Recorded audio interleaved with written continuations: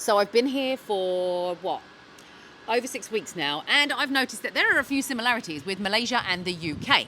So I thought today, why not, when I'm in the pool, chance it with my microphone in the water and tell you what those similarities are. Now, obviously, this is not a similarity that you're going to get when you're in the UK. That is not a similarity when you're going to get in the UK. So let's talk about the fundamentals, right? So number one, the roads. I told you before, the roads, you drive out of your drive, you get on that motorway, it is like you're in the UK. However, when you go KL city centre, when you go to Malacca city centre, actually Malacca's different, Malacca's quite calm, but some of the roads are really busy and you have to watch out for the motorcyclists. So that, apart from that, a little bit busier, a little bit kind of crazy driving, nothing like Turkey, nothing like Pakistan, nothing like Egypt. It's like England, the roads, the cars, the motorways. And I'd say the Malaysians, Chinese, pretty good at their driving. You don't get any of that craziness. The craziness comes from people that have come from the UK. Driving, right, number two. Big one for us lot, us Brits, is that you're driving on the right-hand side of the road. I've driven in Dubai. Me and my daughter got lost up a seriously long carriageway in Dubai. We were freaking because we had no fuel left. She'll remember this if you ask her when you do get the chance. But it was left-hand drive, and it was all because I missed the turning. And so here, it's right-hand drive. Okay, so you don't have to think about where you are on the motorway. You don't have to think where you are on the road. And you don't have to worry about where that turning is going to come off, because like in the UK, all of the exits are on the left, you know. And the good thing is, very well signposted, loads of services, the same way we have it on our motorways. So I love the driving here. It's not difficult. Anyone can do it. Single females, don't even worry. If you can drive in the UK, in your city centres, when there's a traffic jam, you will be fine. And coming on to the topic of traffic jams, point number 3 is there are traffic jams here. And there's always quite a few. If you're going to live in KL, if you're going to live in Putrajaya, if you're going to live in Selangor, if you're going to live in Shah Alam, all of those areas that surround KL expect traffic jams. I mean, for us coming out of Malacca, from time to time you will see that there are traffic jams, but they're just not as bad as the other cities. Malacca itself is positioned in a really good location. We are an hour and a half, because I went to KL the other day, right? So it took me an hour and a half in the morning after the 6 a.m. Fajr. And then we also have, is it Johor? JB they call it.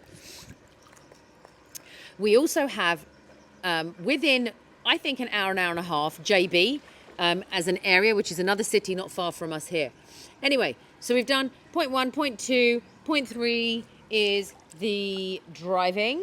So what else? Okay, so we've talked about the cars, we've talked about the roads. Let's talk about the houses, right? The houses, all right, when you look over there, you could have one of those in the UK. In fact, there's a lot of modern houses in the UK being built like that, you know, but they're in like areas where, like outskirts of London, where you've got an architect and the architects do new I've seen houses like this in the UK, actually, I'm not going to lie.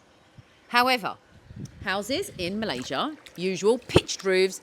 You can see, you know, one of the things that sold it to me here was I looked out the window and I'm looking at pitched red roofs and I'm thinking, this is the houses are like the UK, except for they're just bigger, you know. You have big houses, you have bigger gardens, and you have just normal streets like we do, and driveways at the front. So I think there are some places that I look at and the architecture is still there, the same as it was. So that's point 4.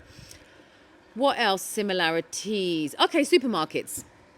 So I have now done Lotus, I've done Aeon, I've done the family store, and I've done the local little 7-Elevens and, you know, like the co-ops, that kind of thing. I've done all of those. The stores bigger stores you go to, you will not feel like Lotus was owned by Tesco's. It's now owned by Lotus, but the influence inside is very much like a Tesco. So you go in there and it will be very much like Tesco's. I think the top of the range is Aeon. You know, the service is fantastic. The range of products is phenomenal. Far, far greater than your Waitrose. Far greater than your Asda's and your Sainsbury's. It knocks socks off of all of our supermarkets in the UK. Your Aeon here is amazing shopping experience. The malls you have, we don't have those in the UK. Okay, so back to similarities though, I have to say that the shopping supermarket experience is not only similar, but it's better.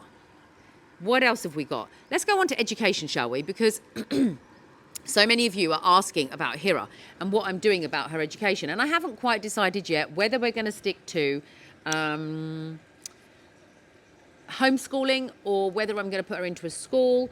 We have the choice of the Malaysian schools, the Chinese schools, the international schools, the international Islamic schools, which I can't do because they're out of area. And, you know, we'll see really where destiny kind of takes me. But at the moment, my settling seems to be in Malacca.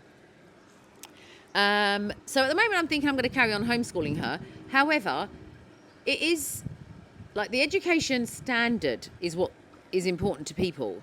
And you have to remember that the Malaysians gained independence from the Brits in 1957, I think it was. Malaysia is still part of the Commonwealth, so they still talk to one another about how to help and how to improve. So there was that, and then also the British actually only left and took their military bases from Malaysia in 1971.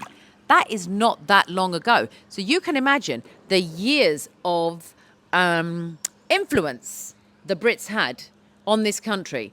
It's difficult to undo, but why would you want to? Because actually it's very, very similar to the systems that we have in the UK.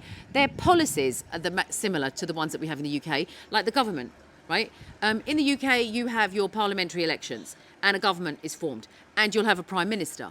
They have exactly the same process here. And they also have laws that are common law that we use in England. So the laws applied in Malaysia are common law, and also they do apply some Sharia law. But because of the Brits being here and that influence of the West, the British particularly, they have adopted so many of the principles of law that we have in the UK, which is amazing. So for example, when I rented my property and I read the tenancy agreement is very much like my assured short hold tenancy agreement that I had in the UK. Obviously, I know that agreement inside out because it was my business. And even from sales agreements, when we were selling houses, the sales agreements were similar. I've had conversations with bankers and the structures in the banks. You know, the Malaysian bank, the Central Malaysian Bank itself, is similar to the way that we operate in the UK. Banking, the bank cards, the pins. Even when you go in branch, it just has this absolutely similar feeling to the UK, except for everyone that's working there is either Chinese or Malaysian. And it makes this experience a darn sight better than what I've ever experienced in the UK. No offence to the people in the banks, but I've been there and you know what? You guys are unhappy. And I understand that you're unhappy because you don't get this every day. Now, I'm in the middle of their summer and it is hot. So temperature is one of the things that we do get in the UK. And we're not denying that we don't get a summer.